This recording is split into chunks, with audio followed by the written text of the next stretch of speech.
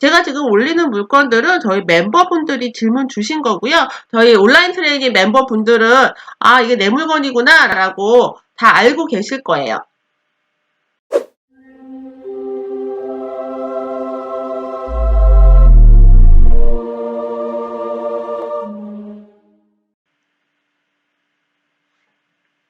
자, 베아트리체님 물건이에요. 인천에 있는 아파트 보실게요. 2019 타경 16927 인천 가정동에 있는 아파트고요. 조그마한 45제곱 전용 13평짜리입니다. 감정가 9천만 원. 1회 유찰돼서 6,300이에요. 아, 얘는 저층 아파트네요. 90년도에 지은 오래된 아파트예요. 위치는 좋습니다. 말소기준 권리를 먼저 확인을 할게요. 목적을 단기 매도용으로 보고 계셨는데요. 단기 매도가 되려면 거래가 활발해야 되거든요. 거래 상태가 어떤지 보겠습니다. 네. 지금 이 단지가 200세대가 안 되는데요. 이 정도면 거래가 나쁘다고 볼 수는 없을 것 같아요. 거래가 그래도 괜찮아요. 전월세는 어떤가 봐요. 전월세보다 거래가 더 활발하네요. 보통 전세도 굉장히 저렴하고요. 월세로 이제 세팅을 하고 있는데 500에 30. 그리고 매매가는 8,500. 얘는 59제곱, 57제곱이고 얘 몇이죠? 45제곱이에요. 보통 45제곱은 8,400에서 8,800 사이로 거래가 되고 있다라고 보시면 돼요. 아마도 오래된 아파트이기 때문에 오래된 저층 아파트잖아요. 그래서 인테리어 상태에 따라서 가격 차이가 많을 것으로 보입니다. 이 물건을 조금 저렴하게 낙찰을 받아서 수리를 하면 단기 매도용으로도 가능할 것으로 보여요. 이 물건도 말소기준 권리 밑으로 소멸이고 임차인은 소액 임차인이죠. 자, 임차인 현황이 오랜만에 나왔으니까 볼까요? 말소기준 권리가 있고요. 밑으로 소멸이고 임차인이 2014년 5월 1일이니까 대항력이 없는 임차인으로 우선 변제권, 최우선 변제권 다 가져서 전액 배당받는 임차인이에요. 이 물건의 최근에 낙찰가가 좀 오르고 있는 추세입니다. 최근에 낙찰가가 조금 높은데요. 지금 이 물건을 보고 있는 분들이 이 물건을 계속 보고 있는 분들이 보통 4명 정도, 오늘만 4명 정도가 되고, 최근에 진행된 건을 보면요. 최근에 이 물건은 진행된 건이 없었어요. 2016년이 마지막이었네요. 그러니까 그 이후에는 4년 동안 경매가 진행이 되지 않았다는 거죠. 그러니, 이 인근에서 다른 물건들을 볼게요. 이 인근의 다른 물건들은요, 좀 높은 층의 아파트들이에요. 그리고 가격도 꽤 있는 아파트들이에요. 그래서 이 인근의 매각가율은요, 사실 이 물건만 보기에는 조금 높을 수도 있다라고 보이시고요. 자, 이렇게 거래가 많지 않은 소규모 아파트, 오래된 저층 아파트 같은 경우에는 인근의 빌라와도 비교를 해보셔야 됩니다. 이런 물건들은요, 경쟁 상대가, 그러니까 임차인이나 또 이 물건을 매수하겠다는 이런 분들의 경쟁 상대가, 인근의 아파트가 아니고요, 인근의 다른 빌라들이거든요. 그래서, 이 단지 옆에 있는 다른 빌라 현황과 비교를 좀 해보시고, 또 나와 있는 매물 상태도 확인을 해보셔야 되겠죠. 인천에 있는 아파트예요. 얘 이름은 2019 타경 517024고요. 자, 전용은 25평 아파트고 감정가 1억 5,500에서 1회 유찰돼서 최저가 1억 850. 보증금이 1,000만원, 1,085만원. 이 물건을 하려면 보증금 1,085만원짜리 한 장 수표로 만들어 가시면 됩니다. 가장 일반적인 아파트고요. 가격도 무난하죠. 그런데 약간 이제 지도를 보면 약간 외곽에 있어요. 옆에 이제 초록초록한 근처 사이에 있다고 보시면 되고요. 99년식 아파트고요. 말소기준 건립 2017년 2월 20일 이후로 근저당 이후로 다 소멸입니다. 역시 집주인이 살고 있어요. 이 물건은 635세대이고요. 얘가 층수 몇이었죠? 3층, 저층으로 보셔야 돼요. 그러니까 4층 이하는 약간 저층 기준으로 해서 1, 2층은 좀 싼 거 아시죠? 특히 1층은 기준층하고 차이가 꽤 있습니다. 그래서 기준층과 다르게 얘는 저층 기준으로 보셔야 돼요. 59제곱 59제곱 1층에 1억 5천이었는데 16층에 1억 4,900에 거래가 됐네요. 그러니까 이 1층이 가격을 조금 잘 받은 걸로 봐서 인테리어 상태가 그런가? 라고 이제 매물을 할 수가 있고요. 최근에 이 물건의 거래가에 비해서 낙찰가율이 좀 낮은 편이네요. 네, 이 물건은 경쟁이 조금 덜한 물건이 맞는 것 같습니다. 그리고 거래도 전세가가요 꽤 높아요. 전세가 지금 최근에 1억 4천에 전세가 들어왔거든요. 그런데 매가는 매가가 1억 4,900 매가가 1억 5천이니까 전세랑 매가랑 1,000만 원밖에 차이가 안 나네요. 이 물건 같은 이런 물건을 조금 저렴하게 낙찰을 받으면 전세가보다 싸게 낙찰받을 수 있는 물건이에요. 제가 이제 방송을 이렇게 했으니까 보시는 분들이 계셔서 그렇게 못할 수도 있는데요. 보통 이런 물건들이 돈이 없이 살 수 있는 물건이다라고 보시면 되는데 낙찰을 받고 나서 잔금을 일단 하셔야 됩니다. 잔금을 하고 나서 그 이후에 전세로 세팅을 하면 잔금을 할 때 대출 받았던 거 상환을 하시게 되는 거죠. 그래서 전세가랑 매가랑 차이가 이렇게 없는 물건들이 전세로 세팅을 하기에 좋은 물건이에요. 2019 타경 13376이고요. 오산에 있는 아파트예요. 59제곱, 25평형이고요. 7층, 아주 노멀한 일반적인 물건이고 가격도 부담 없이 1억 5,300만 원, 1회 유찰돼서 1억 710만 원 최저가로 지금 진행을 하고 있고요. 97년식 아파트 20년 넘은 오래된 아파트입니다. 말소기준 권리가 아주 깨끗해요. 소유권 이후에 아파트인데 근저당이 없어요. 가압류만 있고요. 가압류 밑에 강제경매 금액도 겨우 47만 33원. 너무 조금이죠. 이게 700만 원 갖고 경매가 진행이 되고 있어요. 그리고 관리비 내역이 약 80만 원 정도 미납이 되어 있다고 이제 써져 있는데 이 명세서 요약상에 있는 건 아니고요. 스피드옥션 측에서 따로 질의해서 써준 것입니다. 좀 질문하신 것도 채권이 700만 원인데 집을 경매로 한다는 게 좀 이상하나요? 그죠? 채권이 700만 원인데 집을 경매로 하네요. 등기부등본을 한번 볼게요. 등기부등본을 보면 집합 건물이고요. 표제부에 빨간 줄이 그어져 있는 것들은 도로명조서 때문에 바뀌었다고 했어요. 그래서 도로명조서로 다시 표기가 되어 있고요. 대지권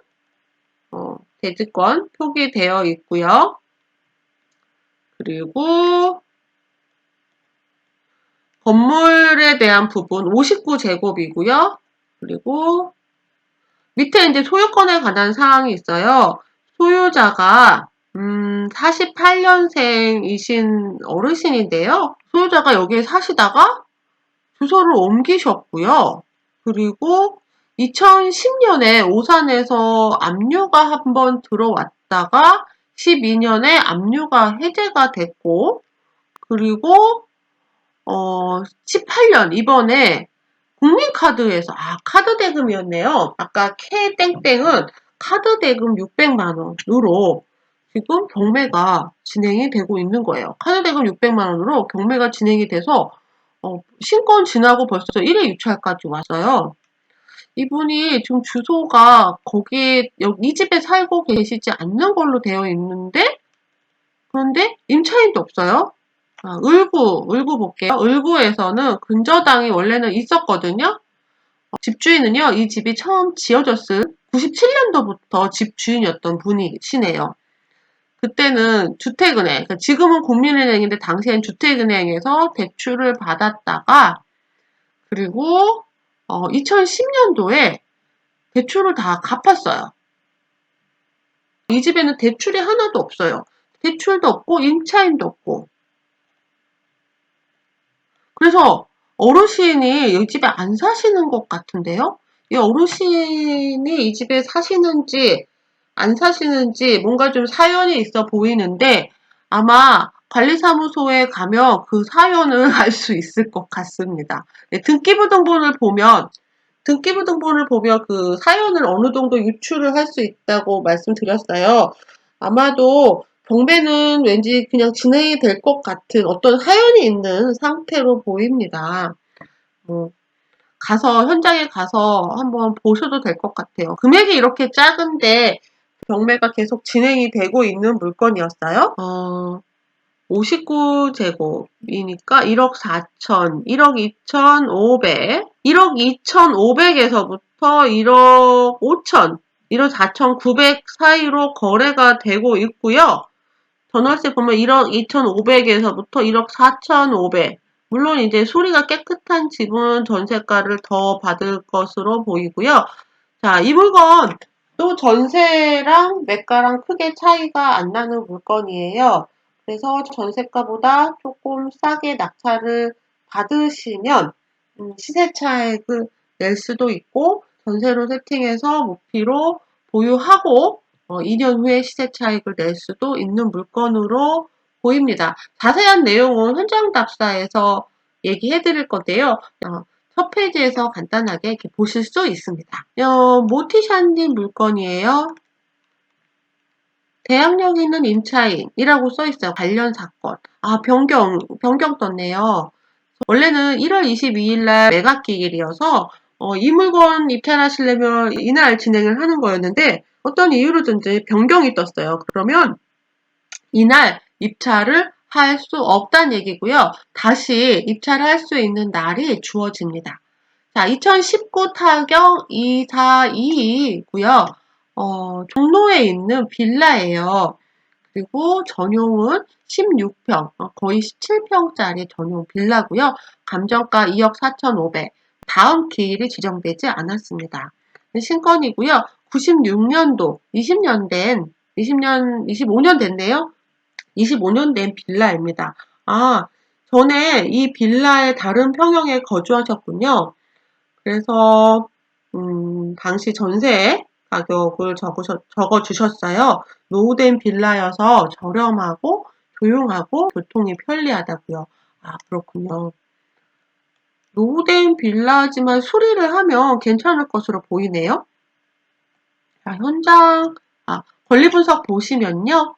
먼저 말소기준 권리가 있고요. 밑으로 소멸이에요. 요게 임차인이 계시는데, 임차인이 장땡땡님하고 한땡땡님이 계시잖아요.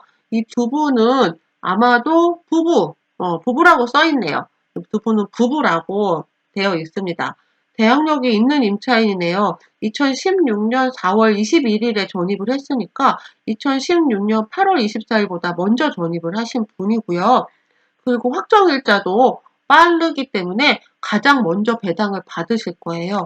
만약에 이 물건의 가치가 2억 5천만 보다 못하면 이 물건은 낙찰이 될 수 없는 물건이에요. 왜냐하면 임차인은 2억 5천만 원을 법원에서 배당받지 못하면 그러면 낙찰자한테 내 모자르는 돈을 주세요라고 인수를 해야 되는 물건이거든요. 그래서 이 물건의 가치를 먼저 판단하시는 게 먼저예요. 이게 오래된 빌라고 거래가 많지 않아요. 그래서 정확한 거래가를 지금은 알 수가 없습니다. 이런 물건들은요, 어, 시세 조사를 더 꼼꼼하게 하셔야 돼요. 인근에 거래되었던 빌라의 가격, 이거랑 비슷한 평형의 빌라의 가격을 조사를 하셔야 합니다. 그 이야기는 또 현장 조사에서 더 계속 해볼게요. 그래서 이 물건의 가치가 얼마냐에 따라서 입찰을 할 수 있느냐 없느냐, 무조건 이 물건의 가치는 2억 5천 이상 돼야 입찰을 할 수 있습니다. 다른 물건이요. 64, 73.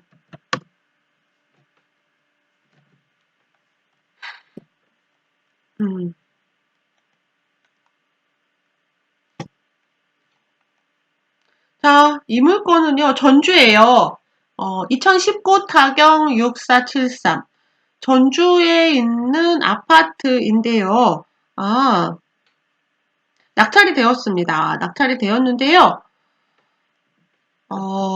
낙찰 가격이, 자, 이 물건이 원래 감정가 1억 4,900이었고, 2에 유찰돼서 7,300만 원까지 유찰이 되었었는데요. 낙찰가가 2차 가격을 넘어섰죠. 한 번 유찰됐을 때 그냥 낙찰 받았으면 좋았을 걸. 왜 이렇게 했을까요? 그거는 이분들 낙찰 받으신 분도 그럴 거예요. 그때 낙찰 받을 걸. 혼자 가서 단독으로 해서 최저가로 받을 걸. 왜 지금 봤을까라고 아쉬워하면서 이 물건을 가격을 이 정도 가격을 쓰셨을 겁니다. 이런 게 되게 많아요. 그러니까 조금 이때는 안 보이는 거죠. 1회 유찰됐을 때는 안 보이다가 이거 왜 이렇게 싸? 라고 그제서야 봤더니 이 물건의 가치를 판단을 해봤더니 지난 회차보다도 더 높은 가치가 있었다라고 보실 수 있어요. 그래서 사실은 신건부터 물건을 계속 보시는 게 좋아요. 그래서 남들이 미처 이 물건의 가치를 알아보기 전에 입찰을 하시면서 최저가로 들어가시는 것도 나쁘지 않습니다. 그래서 이렇게 낙찰되어 있는 것들을 종종 보실 수 있을 겁니다. 자, 밑으로 한번 내려가 볼게요. 자, 먼저 말소기 중 권리는요, 2008년 11월 21일이에요. 그리고 밑으로 소멸인데, 임차인이 있는 것으로 보이는데요. 자, 여기에 전액 매수인 인수 예상 쓰여져 있지만, 이 얘기는 그냥 참고만 하세요. 참고용 예상 배당 여부라고 쓰여져 있잖아요. 그러니까 참고만 하시는 거예요. 대항력 있음이라고 쓰여져 있는데요. 이분이 임차인인지 여부는 밑에 써있네요. 위 등재된 자는 현장에서 확인된 임차인은 아니고 전입세대 열람 내역에 나타난 자임. 자, 이게 무슨 뜻이냐? 전입세대 열람에 나와 있다는 거예요. 자, 이 얘기는 매각물건 명세서를 확인해 보셔야 돼요. 매각물건 명세서에 노정윤 현황조사, 주거 임차인, 전입신고 이렇게 되어 있는 거예요.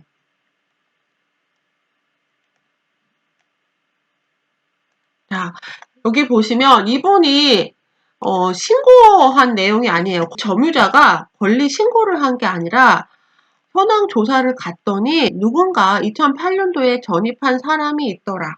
그 사람 이름이 노정윤이더라 라는 거고요. 밑에 내용들은 따로 쓰여져 있는 게 없습니다. 그렇다면 여기에 나와 있는 이 내용도 그냥 스피드 옥션 측에서 올려준 거고, 그리고 자, 여기 지금 채무자가 노 씨잖아요.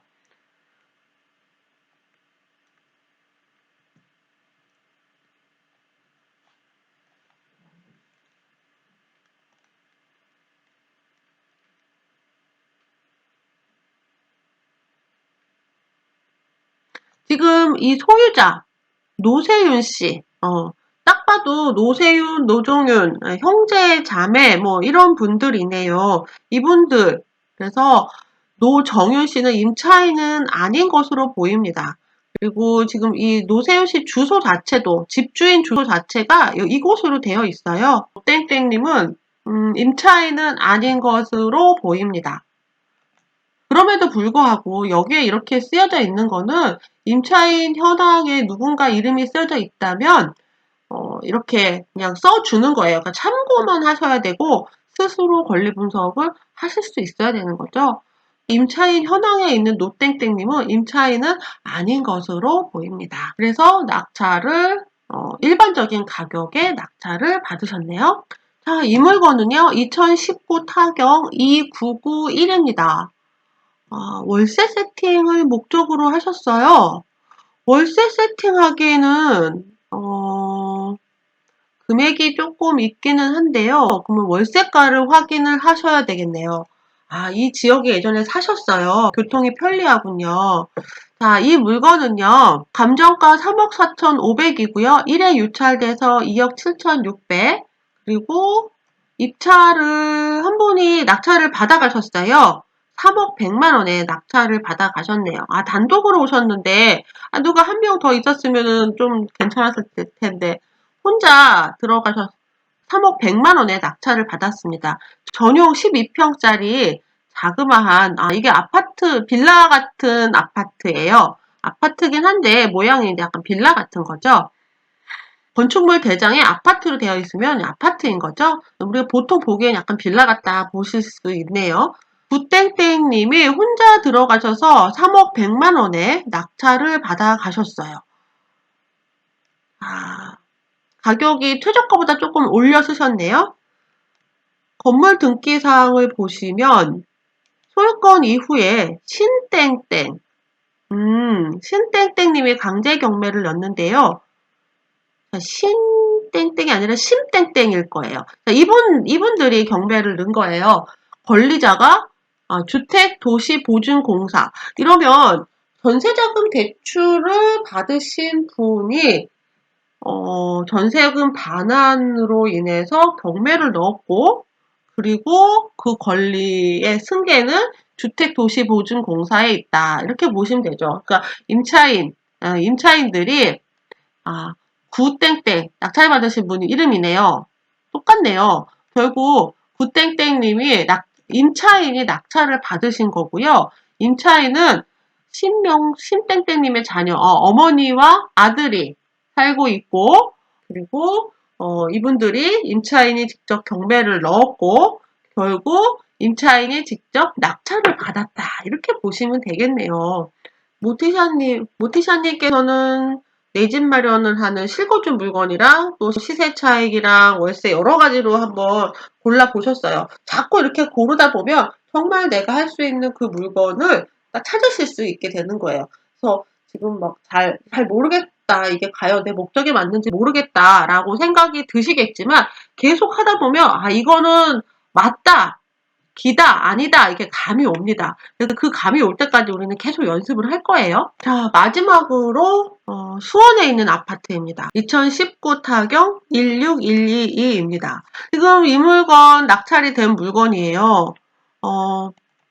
질문이 이거였어요. 그때는 이제 낙찰되기 전이어서, 왜 유찰이 되었는지 궁금합니다. 그래서, 전세 시세가 2억 1천, 2천 정도 한다는데 너무 이렇게 핫한 곳인데 왜 이렇게 많이 유찰이 되었을까요? 라고 했거든요. 당시에 이제 1회 유찰돼서 1억 9,950만 원일 때 이 질문을 하신 거죠. 자, 낙찰가가 보니까요. 낙찰가가 최저가는 당연히 넘어섰고요. 신권을 넘어서서 2억 8,500보다 훨씬 더 높은 가격에 낙찰이 됐어요. 게다가 42명이 들어왔고요. 1등은 3억 1,700, 2등은 3억 1,200이에요.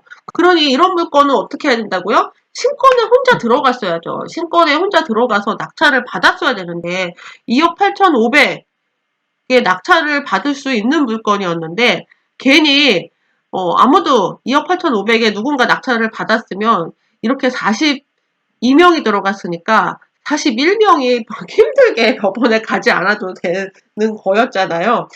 이렇게 어떻게 우연히 아무도 입찰하지 않아서 진짜 가치 있는 물건인데도 아무도 입찰하지 않아서 유찰되는 물건들이 있거든요. 그러면 그 다음 회차에 많은 사람들이 몰리게 되는 거예요. 이런 일들을 경매를 하면 종종 봅니다. 그래서 정말 제때에 그래서 단독으로 낙찰을 받으면 혼자 들어가 낙찰 받으면 나 잘못 받은 거야 이런 생각이 들 수도 있는데요.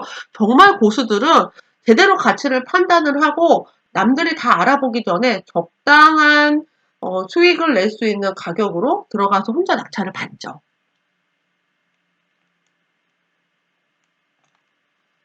자, 이 물건 보면요. 말소기준 권리가 근저당인데요. 여기 P땡땡이 여기죠. PJ 파이낸스 대부. PJ 파이낸스 대부가 근저당을 넣고요. 그 밑으로 근저당 질권. 근저당 질권은 뭐냐면 이 근저당에 대한 권리예요. 그러니까 이 근저당이랑 근저당 질권은 같은 거예요. 금액이 두 개가 아니라 하나 2억 7천만 원입니다. 을 25, 을 25-2라고 있잖아요. 같은 겁니다. 그리고 전세권. 전세권도, 근저당도 하면서 전세권도 설정을 했어요. 왜 그러냐면, 괜히 이제 번거로운 일을 피하려고 이 대부업체에서 돈을 빌려주면서 전세권도 같이 설정을 해버린 거죠. 이 집에 실제 살고 있는 사람은 집주인입니다. 그리고 가압류 임의경매에서 이 물건은 그냥 깨끗한 물건이에요. 여기 뭐 법인 뭐 이런 거 대부업체에서 그냥 서류상으로 전세권을 설정을 한 거기 때문에 이 대부업체가 실제 여기 살고 있는 거 아닙니다. 그래서 권리상으로 깨끗한 물건이고요. 이 물건이 거래가 이렇게 활발하고요. 지금 이게 84제곱이에요. 84제곱의 거래가 3억 8천. 그리고 전세가도 2억 3천. 1층을 빼니까 2억 3천. 아마도 가격이 계속 오름세로 보입니다. 최근에 거래된 걸 보면 최저가가 2억 4천이고 최고가가 3억이거든요. 그러니 처음부터 이 감정가가 좀 낮았던 거죠. 2억 8,500에 들어가셔서 낙찰을 받았으면 좋을 만한 그런 물건이었습니다. 계속 하시다 보면 이런 물건을 놓치지 않고 잡을 수 있어요. 얘를 2억 8,500에 낙찰을 받았으면 층수도 8층이고요. 그러니 최근에 거래된 가격을 비교해 봐도 꽤 괜찮은 가격에 낙찰을 받을 수 있었던 거죠. 자, 이렇게 여러분들이 과제를 올려주신 물건에 대해서 피드백을 다 드렸습니다. 지금 이 방송은요, 부동산 경매 온라인 트레이닝 과제에 대해서 피드백을 해드린 거예요. 부동산 경매 온라인 트레이닝은 매주 영상으로 강의를 해드리고 과제를 내드립니다. 그리고 그 과제에 대한 피드백은 이렇게 다시 영상으로 보내드리고 있어요. 다음 주 수요일에 다음 과제 피드백 드리겠습니다. 온라인 트레이닝 멤버분들 과제하시느라 고생 많으셨어요. 이번 주도 열심히 공부해 볼게요. 설 명절이 있으셔서 바쁘시겠지만 부지런히 과제 올려주세요. 수고하셨습니다.